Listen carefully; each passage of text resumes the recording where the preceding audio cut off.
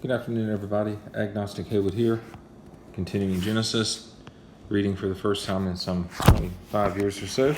At that time, we're on chapter 38%. At that time, Judah left his brothers and went down to stay with a man of Adullam named Ra. There, Judah met daughter of Canaanite man named Shua. All right, so he's meeting people, married her. She became pregnant. Who's named She gave birth to another son named Bishalah. Okay, so Judah got a wife for his firstborn. Name was Tamar. Judah's firstborn, was wicked in the Lord's sight, so the Lord put him to death. All right. Okay then. A little abrupt. A little abrupt there, but yeah. Holy moly, right? No pun intended. Judah said to Onan, lie with your brother's wife and fulfill your duty to her as brother-in-law. Okay. All right. Weird. Okay, so stuff's getting weird. All right, so it was kind of like, this is just, okay, so, okay. We're going to do this. Yeah, maybe even trying a little sideways. Like a holy moly. Lie with your brother's wife, fulfill your duty to her as a brother-in-law. But Onan knew that the offspring would not be his. So whenever he lay with his brother's wife, what? Offspring would not be his. What? Was she already pregnant?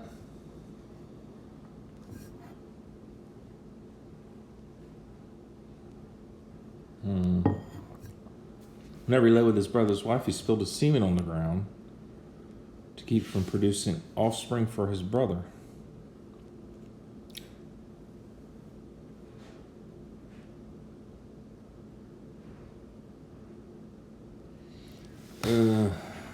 Judah got his wife. All right, I'm trying to figure this out, guys, gals, people. So is Judah's son. So I got Judah, I got Okay, so these are the Judah has was messed up. Put him to death.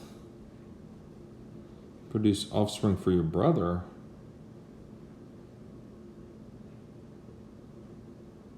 What?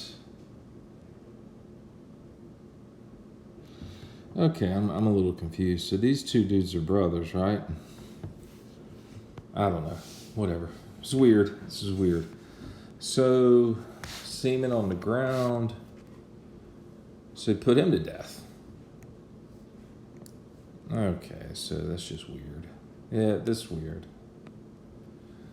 Okay. I'm confused in some ways. I'm just numb to this silliness. All right, live as wood in your father's house until my son Shelah grows up. He may die too, just like his brothers. So Tamar went to live in her father's house.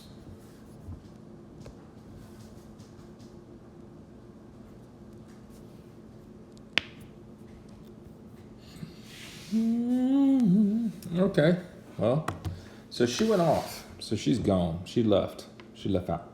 Gone. After a long time, Judah's wife, the daughter of Shua, died. Judah recovered from his grief. He went up to Timnah to the men who were shearing his sheep and his friends, something.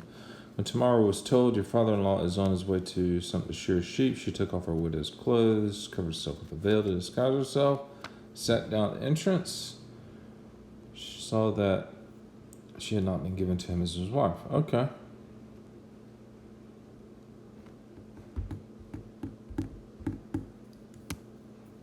Okay.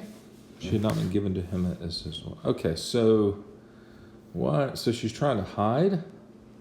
Even though her husband died, is it her obligation to be with his brothers? Man, I'm so confused at this. I am so perplexed, confused, aggravated, mystified that people read this. When Judah saw her, he thought she was a prostitute. Not realizing that she was his daughter-in-law, he went over to her by the roadside and said, "Come now, let me sleep with you." Golly. "Oh, what will you give me to sleep with you?" "I'll send you a young goat." "Oh, heck yeah." Huh. All right, so, money, goats. "You're sealing his cord and the stuff in your hand," she answers. So he gave them to her and slept with her. So she became pregnant by him. After she left, she took off her veil and put on her widow's clothes again. Meanwhile, Judah sent young goat in order to get his pledge back from the woman, but he did not find her. He asked the men who lived there, "Where is the shrine prostitute?" "There hasn't been a shrine prostitute here." "You silly old man. There's no hooker about this place." So I went back to Judah and said, "I didn't find her. Besides, the men who lived there said there hasn't been any shrine prostitute." That sounds like the name of a band. Then Judah said, "Let her keep what she has, or we will become a laughingstock. After all, I did send her this young goat, but you didn't find her." 3 months later, Judah was told, "Your daughter-in-law Tamar is guilty of prostitution. As a result, she is now pregnant." Judah said, "Bring her out and have her burned to death." Goodness. Oh my goodness, man. Chapter 38 has been quite a treat, I must say. I'm kind of thinking this is just like a Stephen King novel or something, As she was being brought out, she sent a message. "I am pregnant by the man who owns these," she said, and she added, "See if you recognize whose seal and cord and staff these are."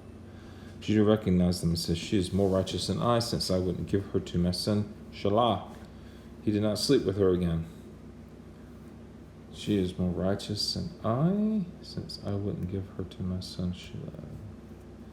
Yeah, okay, whatever. Time came for her to give birth. There were twin boys. She was giving birth. One of them would put out his hand. So the boy took a scarlet thread and tied it on his wrist and said, "This one came out first." When he drew back his hand, his brother came out. And she said, "So this is how you are broken out." He was named Perez, and his brother his scarlet thread. I don't know what is this? I'm not dealing with this. I can't. I'm going to have to change colors on this one. Which color are we going to use on this? How about red? I don't even know. This is just a mess. Just something silly. I'm just writing in Qbert type swear words. If y'all remember the video game from the 80s. If you don't, that's fine. It was called Qbert. Anytime the little dude got smashed, he would whatever he did, swear. Y'all have a good day. Chapter 38 was quite an adventure.